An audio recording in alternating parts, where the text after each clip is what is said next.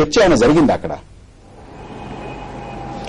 ప్రభాకర్ గారు, ఈ రోజు కోర్ కమిటీ సమావేశంలో ప్రధానంగా ఎజెండా ఏంటంటే, ఒకటి గవర్నర్ల నియామకంకు సంబంధించిన డిస్కషన్, అలాగే తెలంగాణ అంశానికి సంబంధించిన డిస్కషన్.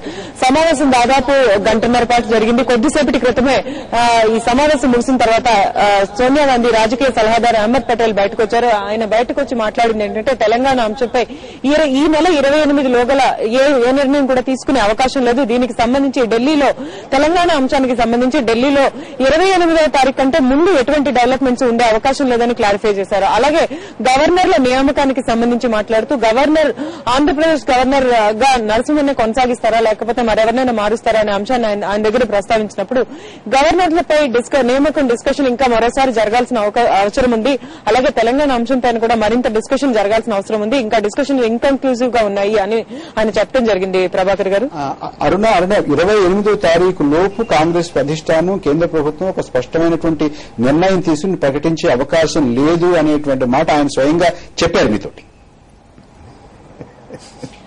ఎస్ ప్రభాకర్ గారు, ఆయన అన్నది అదే మాట. 28వ తారీఖు లోపల ఈ తెలంగాణ అంశానికి సంబంధించి ఎట్లాంటి డెవలప్మెంట్ ఢిల్లీలో ఉండదు అని అన్నారు.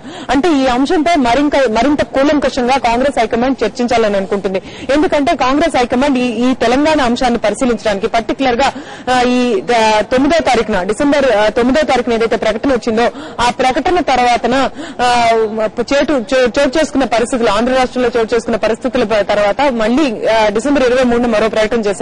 సో ఇవన్నీ పరిస్థితుల ధర్మిలా ఆంధ్రప్రదేశ్ లో ఈ అంశానికి సంబంధించి వైడ్ రేంజ్ ఆఫ్ కన్సల్టేషన్ జరగాలని కేంద్ర ప్రభుత్వం అభిప్రాయపడింది. సో ఈ కన్సల్టేషన్స్ అనేది డైరెక్ట్ గా హోమ్ మినిస్ట్రీ చేస్తే బాగుంటుందా లేకపోతే ఒక కమిటీ వేయాలా అనే దానిపైన కాంగ్రెస్ హైకమాండ్ బాగా తర్జన చేసింది. తర్వాత కాంగ్రెస్ హైకమాండ్ కమిటీ వేస్తే బాగుంటుంది, కేంద్ర స్థాయిలో కమిటీ, అలాగే లోక్సత్తా జయప్రకాష్ నారాయణ చెప్పినట్లుగా రీజనల్ గా కొన్ని కమిటీలు వేస్తే ఎట్లా ఉంటుంది, ఈ అంశంపైన వాళ్ళు డిస్కషన్ చేసుకున్నారు. అయితే కమిటీ అనేది వద్దని టీఆర్ఎస్ అధ్యక్షుడు చంద్రశేఖరరావు అప్పీల్ చేయడం జరిగింది. సో కమిటీ వద్దన్న నేపథ్యంలో ఏం చేస్తే బాగుంటుంది, కానీ కాంగ్రెస్ హైకమాండ్ ఇప్పటి వరకు అనుకుంటున్న మాట అయితే కమిటీ ఏర్పాటు చేయాలని. సో కమిటీ ఏర్పాటు చేయాలన్నా లేకపోతే ఇంకేమన్నా దీనికి సంబంధించి ఫర్దర్ ఏ డెవలప్మెంట్ చేయాలన్నా మరింత డిస్కషన్ చేయాల్సిన అవసరం ఉందని కాంగ్రెస్ అధినేత్రి అభిప్రాయపడినట్లుగా తెలుస్తోంది. అందువల్లనే దీనికి సంబంధించి ఇంకా కూలంకషంగా డిస్కషన్ జరగాలి. తర్వాత కాంగ్రెస్ పార్టీ క్లియర్ కట్ గా చెప్తున్న మాట ఏంటంటే, జనవరి 5వ తారీఖున జరిగిన సమావేశంలో రాష్ట్రంలో ఉన్న రాజకీయ పార్టీలన్నీ కూడా విస్తృత చర్చలకు ఒప్పుకున్నాయి. అలాగే ఆంధ్రప్రదేశ్ రాష్ట్రంలో శాంతి భద్రతలను నెలకొల్పాల్సిన బాధ్యతను కూడా గుర్తించాయని కేంద్ర ప్రభుత్వం చెప్తోంది. సో ఆ రోజు జనవరి 5వ తారీఖున ఒప్పుకున్న మాటకు తప్పి మళ్లీ అల్టిమేటమ్స్ ఇవ్వటం అనేది సరైన పద్ధతి కాదనేది కాంగ్రెస్ పార్టీ అభిప్రాయం. అదే మాట ఏఐసీసీ ప్రెస్ వేదికల నుంచి కూడా వాళ్ళు చెప్తూ ఉన్నారు. ప్రభాకర్ గారు, అరుణ, ధన్యవాదాలమ్మా. దామోదర్ రెడ్డి గారు, ఇందాక నరసింహరావు గారు లేవదీసిన అంశము, ఇప్పుడు అరుణ్ చెప్పినటువంటి అంశం, ఇందాక నేను అంటున్నటువంటి, అంటే 5వ తారీఖున ప్రశాంతత ఇక్కడ నెలకొల్పాలి, శాంతి ఉండాలి అనేటటువంటి ఒక నిర్ణయం తీసుకుని సంతకాలు పెట్టొచ్చారు. ఆ తర్వాత ఉద్యమము, దాన్ని మరింత ఉధృతం చేయడము, ముఖ్యంగా రాజ్యాంగ సంక్షోభాన్ని సృష్టించడం అనేది అక్కడ పెట్టొచ్చినటువంటి సంతకాలకి వ్యతిరేకం కదా?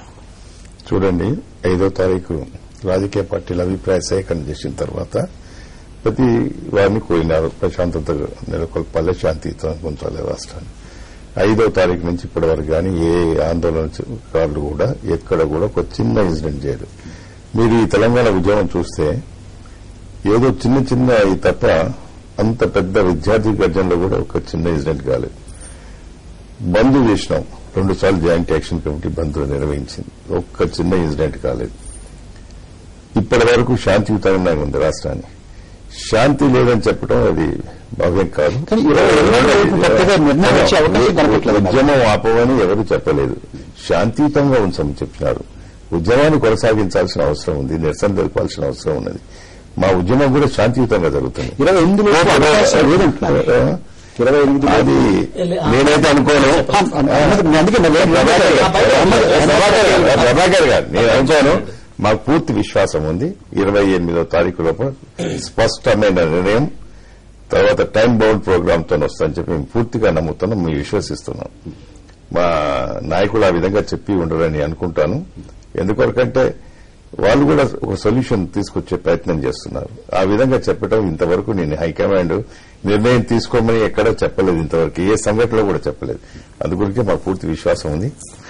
మా నాయకుల మీద కానీ హైకమాండ్ మీద కానీ మా పూర్తి విశ్వాసం ఉంది. 28వ తారీఖులో కూడా చేస్తాం.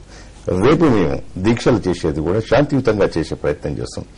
రేపు 16వ తారీఖు నుంచి 28వ తారీఖు వరకు కూడా శాంతియుతంగా జాయింట్ యాక్షన్ కమిటీలో ఉండబడిన రాజకీయ పార్టీ నాయకులందరూ కూడా ప్రజాప్రతినిధులు ఒకళ్ళు ఇద్దరు ఇక్కడ కూర్చోవటం, అదేవిధంగా జిల్లా హెడ్ క్వార్టర్స్ లో కానీ మండల హెడ్ క్వార్టర్స్ లో అక్కడ ఉండబడిన అన్ని రాజకీయ పార్టీ ప్రజాప్రతినిధులు, ఉద్యోగ సంఘాలు, ప్రజా సంఘాలు, కుల సంఘాలు అందరూ కలిసి చేస్తున్నారు. నేను 53 సంవత్సరాల్లో నేను చూస్తున్నాను. మన చరిత్ర చూస్తే తెలంగాణ ఉద్యమ చరిత్రలో 53లో ఏదైతే జెంటిల్మెన్స్ అగ్రిమెంట్ అయినప్పుడు అన్ని రాజకీయ పార్టీలు కానీ అందరూ కానీ ఏకాభిప్రాయంతో ఆ రోజు జెంటిల్మెన్స్ అగ్రిమెంట్ జరిగింది.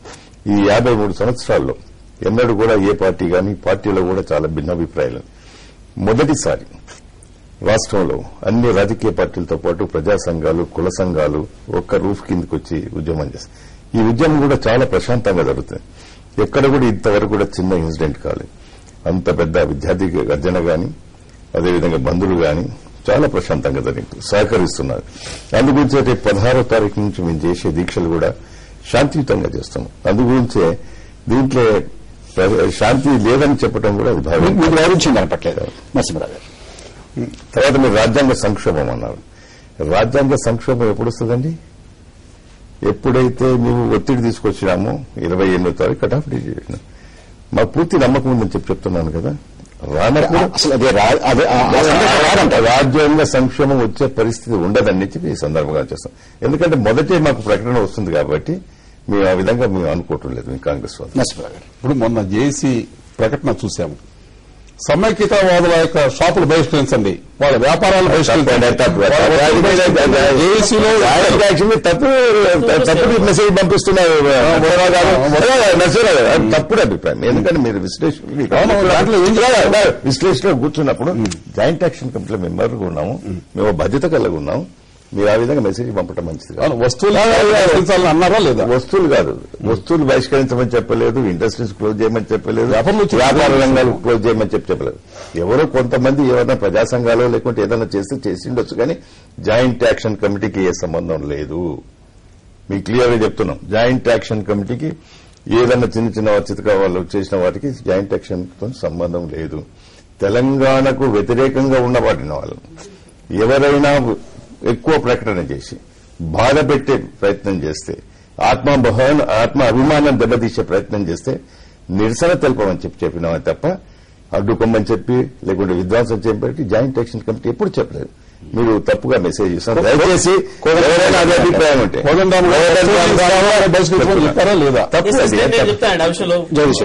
మన నరసింహరావు గారు దామోడి గారు చెప్పినట్టుగా తప్పుడు అభిప్రాయం సంకేతాలు ఇస్తా ఉన్నారు. ఎందుకంటే మీరు విశ్లేషణలో వచ్చినప్పుడు అన్బయాస్డ్ గా ఉండాలి, కరెక్ట్ గా మాట్లాడాలి. వారు ఏం చెప్పారు అదే మాట్లాడాలి. కోదండరామ్ గారు చాలా స్పష్టంగా తెలంగాణ శత్రువులు భావిస్తున్న వాళ్ళు, తెలంగాణను వ్యతిరేకిస్తున్న వాళ్ళు ఎవరైతే ఉన్నారో, వాళ్ళు ఏ ప్రాంతం వాళ్ళైనా తెలంగాణ వ్యతిరేకిస్తున్న వాళ్ళు, వాళ్ళకి సంబంధించిన వస్తువుల్ని, సేవల్ని మాత్రమే బహిష్కరించండి అని చెప్పారు. స్పష్టంగా చెప్పారు. కానీ మీరేం మాట్లాడుతున్నారు? మీరేం మెసేజ్ ఇవ్వబోతున్నారు?